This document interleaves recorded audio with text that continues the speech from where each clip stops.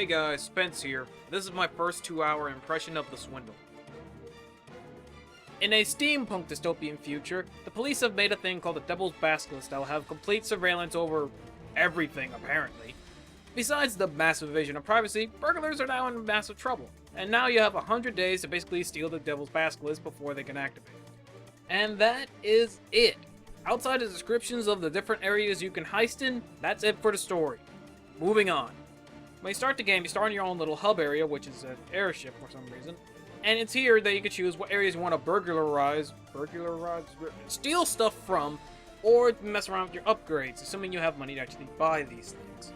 Since you don't have any when you first start, you have to start, well, stealing stuff, so get to cracking. The game is a side-scrolling stealth game. You can jump, swing your blackjack, hack consoles, and place explosives eventually. Though I should point out, the hacking consoles and explosives thing, you'll have to learn those later through your upgrade tree. The goal of every level, basically, is to steal all the money you can. Any money lying on the ground, or any that's on a computer that you'll have to hack. And that's basically it. You steal everything that you can, and then return to the pod that you came in, and then if you stole a significant portion of the money in the area, it will count as a heist. If not, it won't count as a heist, and, well, you'll look bad.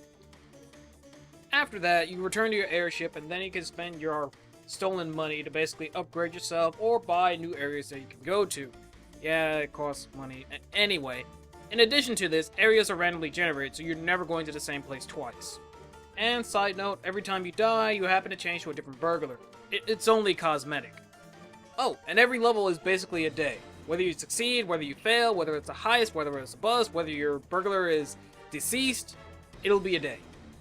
Now on paper, all this sounds good, but the execution did not, well, let me explain.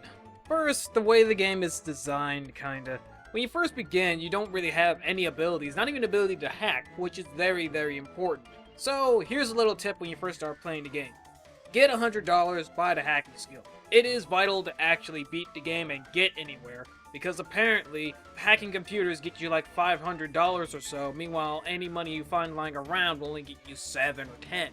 Why is it like this? I'm not 100% sure, but if it's going to be like this, I don't know why they didn't start you with the hacking skill in the first place.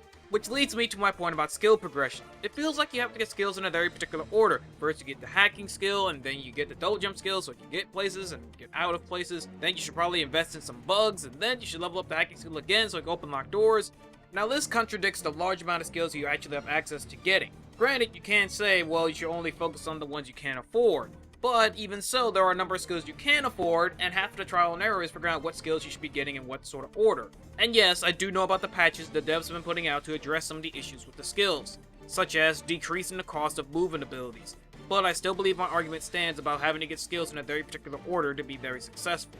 Then there's the level design, or lack thereof, because of the procedural level generation. I understand why they did it with the whole 100-day thing, and make it 100 different levels would be kind of a lot. But that being said, the procedural generation, you can really, really feel it. As a lot of the times, you'll be stuck in what I like to call dead scenarios, where you can't really win. Or if you can win, it requires such precision that it's more like luck when you actually get through these scenarios. Like this time, when there's just dudes stuck in that pit that I can't jump over. And not just scenarios like that. There are times when they'll put things in your way that you don't have the means to deal with them. Like this one, where 80% of the level is underground and I can't reach it because I don't have explosives, which could let me get there, but I don't have explosives because I just started a new file. Now this wouldn't be so bad if it wasn't for the fact that as every day passes, basically the levels will get harder. So anytime you need to leave because you can't proceed any further, anytime you need to leave because you're stuck in a dead scenario, anytime you messed up because you fell into a dead scenario, because there's plenty of times I just fell down a vertical hole just to find it to be a pit full of dudes just waiting to kill me. Another day passes, and future burglaries will become that much harder.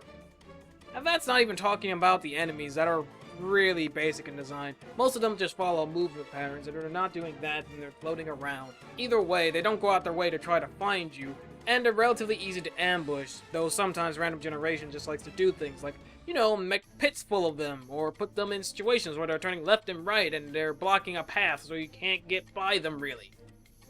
Depending on the level you get, it might be easy or annoying to dispatch them, as sometimes there'll be a doorway between you and them, and that's the best scenario you can hope for, because these guys will never open the door. They just won't.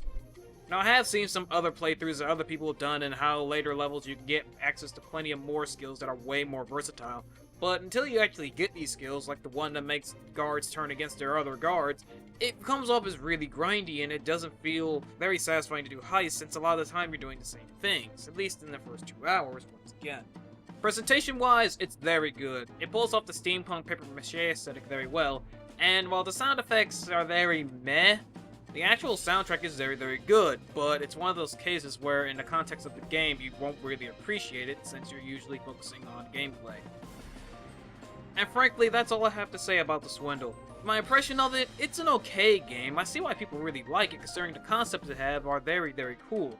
But it rubs me the wrong way. The amount of failure you end up having and end up having to be very grindy, the progression being very intentional and how you have to learn skills in a particular order, how heists don't feel that cool since you're doing so many of them, and so many of them the same way. The few options you have in the start, and then the fact they don't explain everything. Like, you have an ability to scramble up ledges if you happen to be near one, but just out of reach. But if you hit up, you'll be able to scramble up it.